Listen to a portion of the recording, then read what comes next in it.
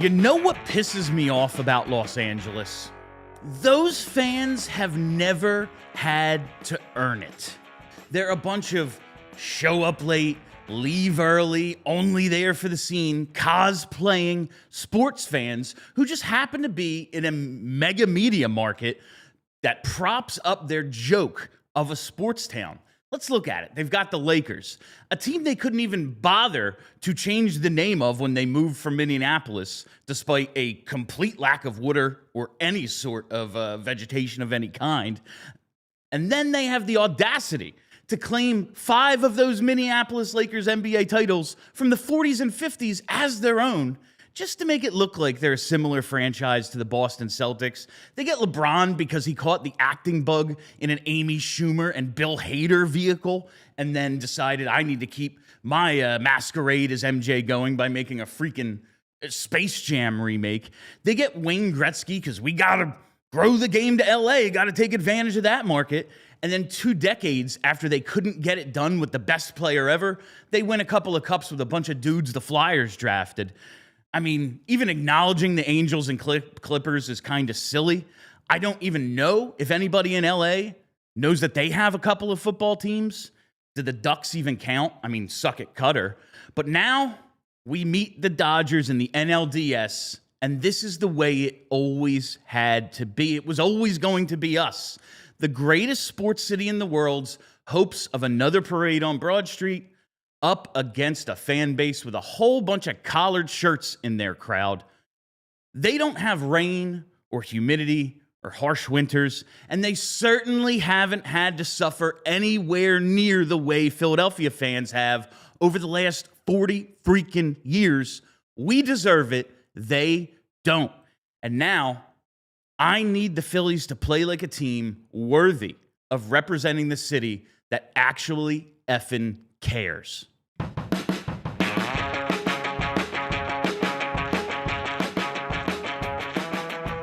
Hey, everybody, how you doing?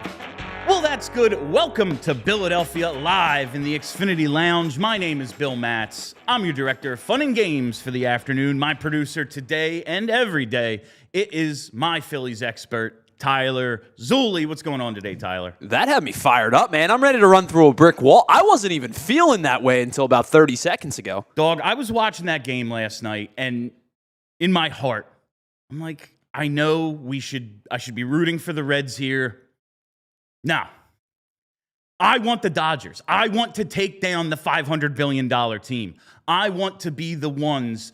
I want to be the bullies. That's it. I want to be like the Eagles beating the Chiefs, the Eagles beating the Patriots. I remember going into the 2008 World Series, Phillies wrap up the NLCS against the Dodgers in a pretty quick fashion. And they asked Charlie Manuel, you know, if you had a preference, and every manager, every coach in the history of sports would be like, well, we're not worried about who it is. We got to go play our game. And he goes, I want the nation. He wanted the Red Sox. He wanted to take on that other bully. Of course, we get the Rays. It all goes well. Nice parade on Halloween. Amazing time. But now it's go time. It's time to take on those Dodgers. And that brings us to headlines. Yes, the Dodgers completed the sweep last night. NLDS Game 1 will be Saturday at either 6:08 or 6:38, pending the outcome of, I think, the Yankees-Red Sox series. Post-game show will be right here on the PHLY Sports YouTube page with Tyler, Pat Egan, and myself. I'm actually really excited for it. I haven't got to do any other real coverage of teams since other than like starting this show a few weeks ago. It's been Flyers primarily for me for over 2 years now. I'm pumped, and I'm so happy it's a freaking playoff game. Tyler, you're going to have plenty of time to break this down. You have the Phillies show tomorrow at noon. Everyone tune in for that. But this is what I see. This is how I saw that Dodgers-Reds series go. You look at the final scores, you see the sweep, 2 games, no problem. But the Reds go 1 for 7 and 3 for 10 with runners in scoring position. They had 2 extra base hits in 2 games. It was a pair of doubles off Snell in game 1. That was it. I know our offense can go into shells like that on occasion, and they'd lose to pretty much anybody in one of those dips. We've seen it. We've seen it in the postseason a few times in recent past. But the Phillies just have to be the team familiar with the moment. When you get your chances, you just have to come through. They have an excellent starting rotation. They have a bunch of superstars. But so do the Phils. That's just the way it is. The Reds had traffic. They had opportunities. The Dodgers were just better in the moments. The Phils have to act like the team we've seen against Atlanta, San Diego, Miami, and not the team we saw against the Mets and Diamondbacks. It's just that simple. Maybe an oversimplification, but baseball all year is a game of sample sizes. You get to the numbers on the back of your card, and then in the playoffs, it's not. It's about one at-bat. It's about moments. Phillies have to live up to the moment. We've seen them do it in the past. We've also seen them fail. I think they're good enough. What do you see? I think they're absolutely good enough, and I think that this is the series, to me, that dictates who's going to win the World Series. I think the winner of this series is going to have a parade. And I know that Milwaukee's had a really good year, and every time we try to say, is Milwaukee's downfall coming? It doesn't. They play really solid fundamental baseball. The Seattle Mariners on the West Coast, I know a lot of people don't watch a lot of Seattle baseball because they start at 10 o'clock at night here. That's a really fundamentally sound pitching staff with a good high boom offense with a lot of strikeouts involved. There's a lot of good teams that have some flaws, and the Phillies, I think, are amongst the best teams in baseball. I think so are the Dodgers. I think this is a pretty simple formula for the Phillies.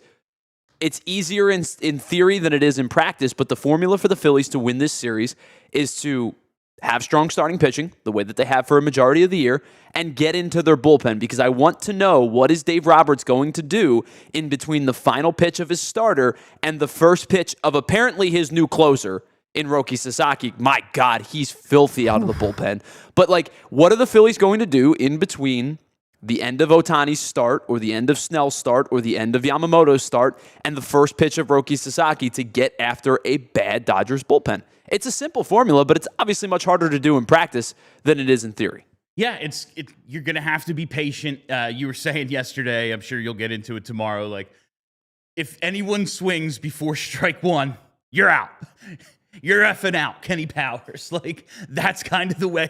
This team's going to need to be patient. They're going to need to be disciplined, and they're going to need to be clutch. That's just what it comes down to. We've seen them do it. We have seen this group play that way in the past. We've also been massively disappointed by them. I get it, but I'm feeling pretty good right now.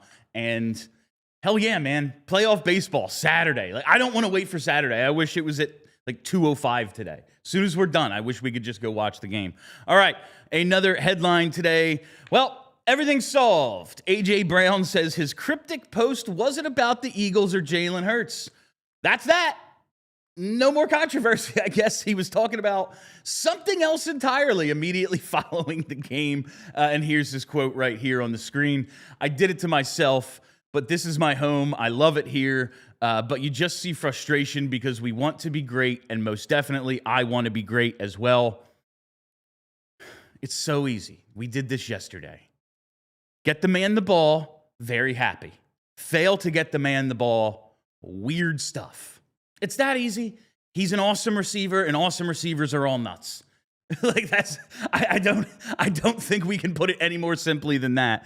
Finally, Flyers Islanders tonight, baby. That's right. 2 preseason games left. Roster battles, drama, excitement, exhibition hockey, baby. But seriously, the roster is just about set for the Flyers. They have to cut either one more forward or one more defenseman, it seems, just to get down to the roster limit. But they're at home tonight. They're at home on Saturday. I'm sure that will be a highly consumed affair up against game 1 of the NLDS. But it's a good chance to go see them at home. They open up on the road in Florida, in Carolina. Mishkov's going to be out there. Zegras is going to be out there. So you get to catch basically what's going to be the NHL team. A little bit of hockey tonight. Excuse me. All right. With that, we got social studies coming up on the other side. We got a fan crashing out after his Reds went down. But first, we got to take our commercial break. If your home needs a little TLC or you're dreaming up that next big vacation, maybe you just really want to go get some freaking playoff tickets, well then listen up, because TrueMark Financial's HELOC Select just got even better. Rates just dropped, making it more affordable to put your home's equity to work. You need a new kitchen, big repairs, maybe just knock out some debt. With HELOC Select, you can access your cash all at once or just when you need it. Total flexibility, just like a good game plan. Make it happen today. Visit one of TrueMark's 24 branches or head to truemark.com/PHLY and get in the game today. Federally insured by the NCUA, Equal Opportunity Lender, NMLS 404938. All right, I've been telling you about our friends over at Xfinity for some time now, and now that the postseason is in full swing and your team's about to get ready to play, if you call yourself a baseball fan, you have to get Xfinity because it's the only place to watch every game all at once, sometimes all at the same time. There's a little bit of carryover from the 3 to the 6 to the 8 o'clock game. You want as many games as you possibly can. And with 4K sound and enhanced quality picture, you're going to feel like you're right there at the ballpark. So with our friends over at Xfinity, if you call yourself a big fan, you have to get Xfinity because, listen, you don't want to get fanfish. You don't want lagging. You don't want buffering. You don't want the having to switch between apps just to figure out where you're going to watch the game. And on top of all of this, you get real-time notification and live stats right on your TV. It becomes the best seat in the house every single time. So next game day, make sure the big fan or yourself in your life isn't a big fail. Learn more at Xfinity.com. Xfinity, imagine that. All right, welcome back. We're going to get to social studies in a second, but I see this comment from Redbeard8, I guess that is. Not great with Roman numerals. And he's talking about this playoff run is Harper's time to shine. It's been a quiet season, but time for the showman to rise up. And that's kind of, I think season-wise, there's not a comparison with like the 2010 Flyers, but I think some individuals have a little bit of carryover. There were some guys on that team, really good veterans like Danny Briere, who, disappointing regular season. I don't know if I'd call Harper's season disappointing, but not special. He wasn't $300 million, this is the guy every single time sort of season, MVP candidate sort of season.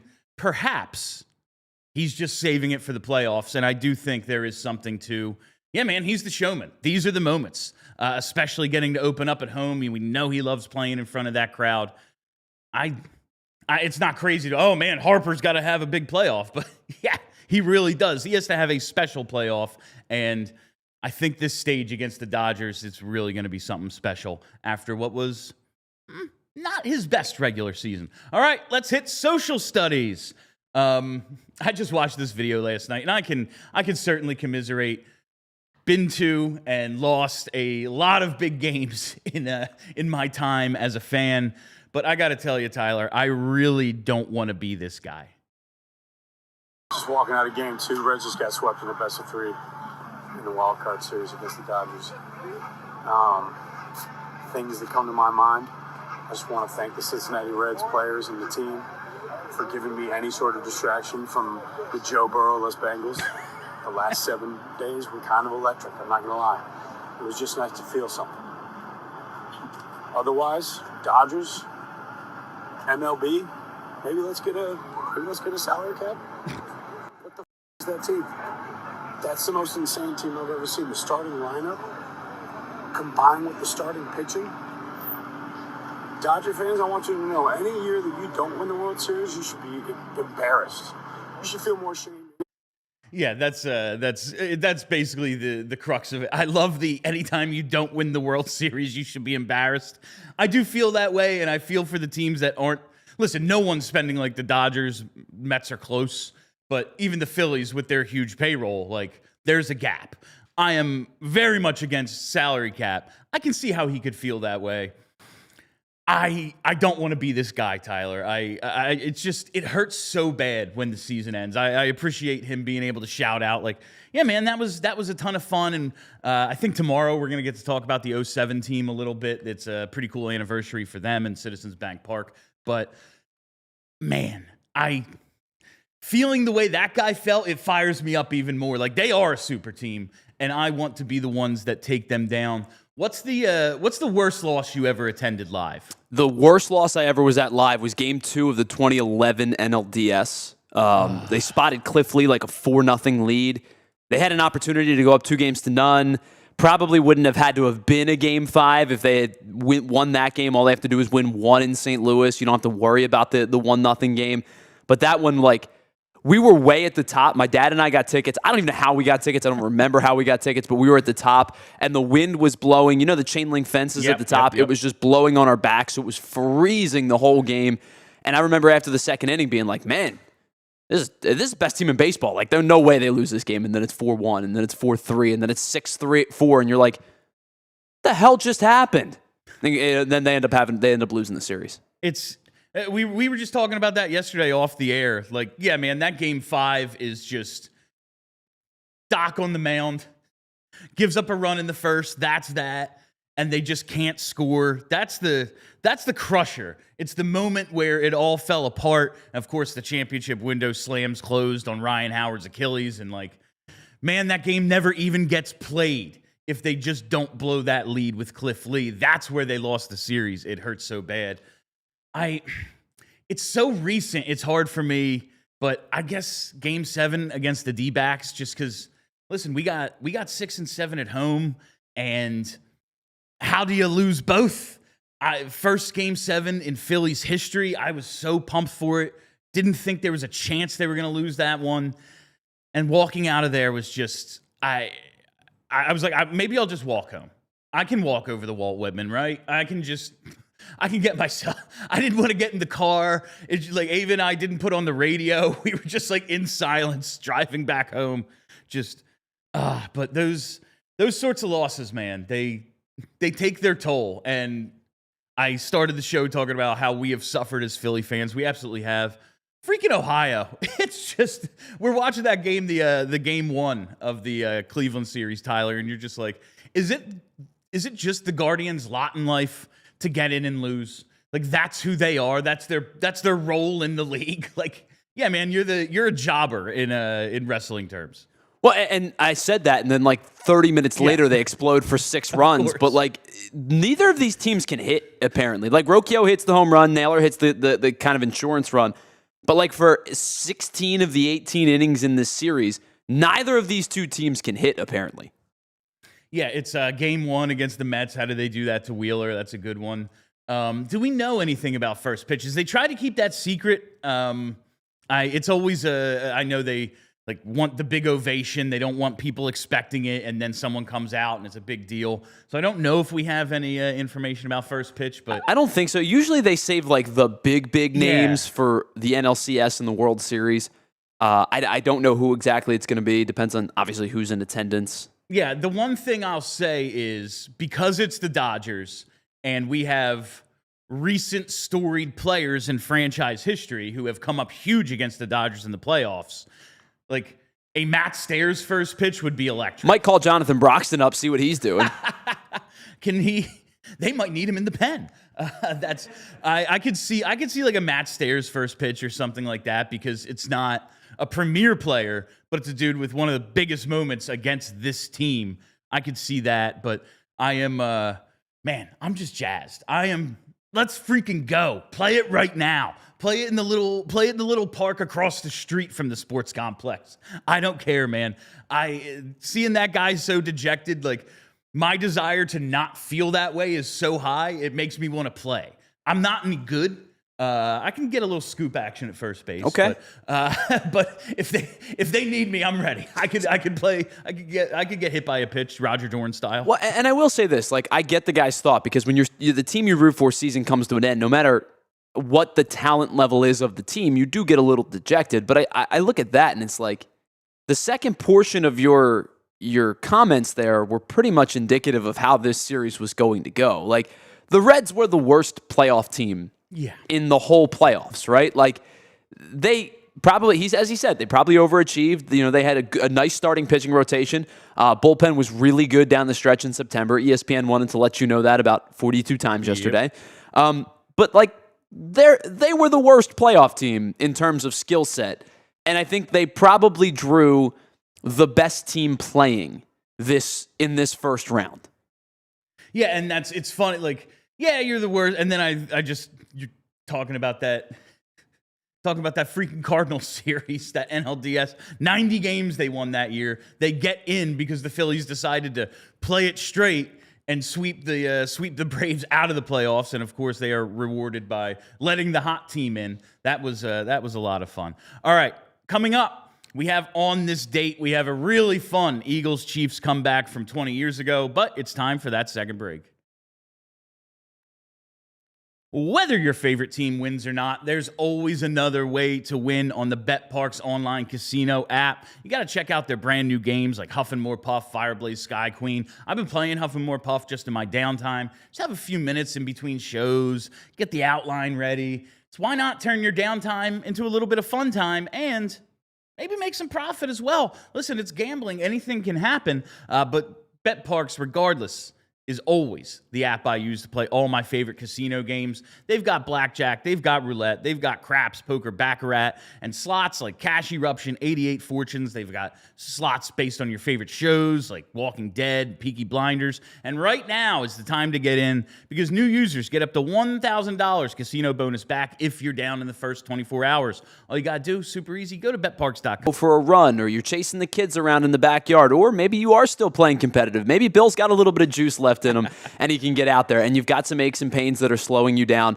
Don't let it take you out of the game. Hang out with our friends over at Rothman because they are the orthopedic specialists that know exactly how to get you back into the game. Whether it is aches after that pickup game or an old injury that flares up after you take your fall adventure and your long walk in the woods, if you will. It's a little cooler now. You could go at adventure and whatever it is, or you're just standing for 3 hours at CBP and you get up the next day and your knee hurts. You got to hang out with our friends over at Rothman because they are the team of experts that is here to help you get back in the game. With evidence-based care and a commitment to restoring your mobility, they'll get you back out there stronger than ever. So don't let pain put your fall on pause. Visit rothmanortho.com/PHLY and book your appointment today to get back to doing what you love, but this time pain-free.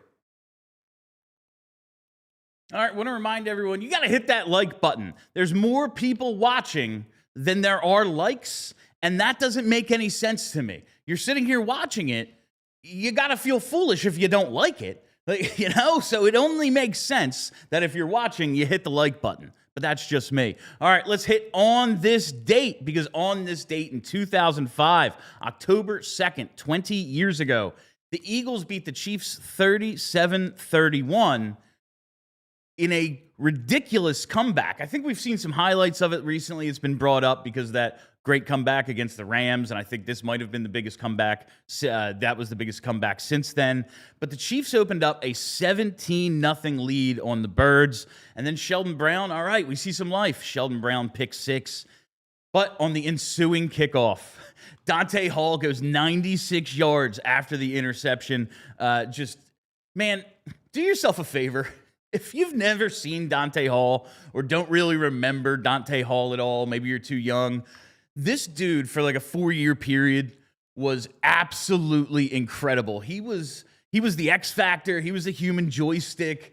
You see, I think he had 12 regular season punt and kick touchdowns. 10 of them were in a 4-year period.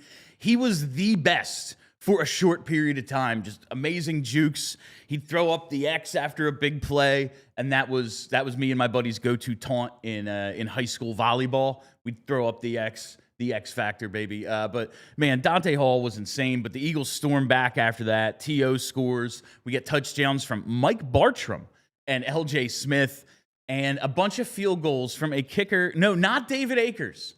It was Todd France. Who the hell is Todd France? I had to remind myself. He was a replacement for a couple of weeks because the week prior against the Raiders is the Mark Simoneau game when he had to come in and kick because David Akers, I think, tore his hamstring. And he had to come in. Todd France has an attempt in the first half, gets blocked, and I think it's Joe Buck on the call, like, oh, welcome to the NFL, Todd France. And then he hits 3 in the second half. Eagles come all the way back and win the game 37-31 after trailing 17-0. Ridiculous back and forth game. Remember watching it with my buddies and just being, and then they make this incredible comeback. And it felt like it could still be a special season at the time because They're 3-1 after the first 4. They had a ridiculous offseason. It looked like they'd put it behind them after the opening night disaster in Atlanta. They win 3 straight. They're averaging like 34 points a game in those 3 games. It looked like it was all going to go so well. All right, man, Super Bowl contenders again. And a few short weeks later, 17-year-old me has no idea what is about to happen to this season and how poorly it is going to go. I just thought they were going back to the Super Bowl because, all right, we got over the NFC Championship hump, and now we are just going to be the NFC Patriots. Unfortunately, there's a few more games from this season that I think we're going to fit into this segment in the next few weeks, and it did not go that way. But on this day, the Eagles were just that good. And I actually remember there was like an NFL Films thing like, oh, let's watch, all the behind-the-scenes stuff from this awesome Eagles comeback. Former Eagle linebacker Sean Barber is on the Chiefs at this time. And he's on the sidelines barking like, they don't practice hard. They're not used to this heat. They can't hang with us. It was super hot in the first half. Sun starts to set. All of a sudden, the Eagles are on freaking fire. And they could not be stopped. It was very funny. Like, yeah, it is too hot for us. But it was a 4 o'clock game. Now it's cooling down. There was, I'm sure, like, this was probably right in your prime of gaming, I would imagine, was like that Madden 04, the Michael Vick experience, right? Yes. I think about Dante Hall, and the first thing I think about is there was a point in Madden where they hadn't quite figured out, like side-to-side movement. Lateral. So, yeah, you could only basically move in a box, yes. right? So Dante Hall, basically all you would do was go right or left and then straight down the sideline. And it was like, you're not catching this guy. Very much just like, yo, if you have Dante Hall running a crossing pattern in Madden, it's a touchdown. Yep. Like, that's what it is. All right, one more segment. Oh, yes, Kenny Powers, the year effing out. That's great stuff. All right, we have a People Are Strange for you today, and a lot of people watching some playoff baseball on ESPN had some complaints about some comments made by the commentators. They're running a promo for NHL opening night, and there's basically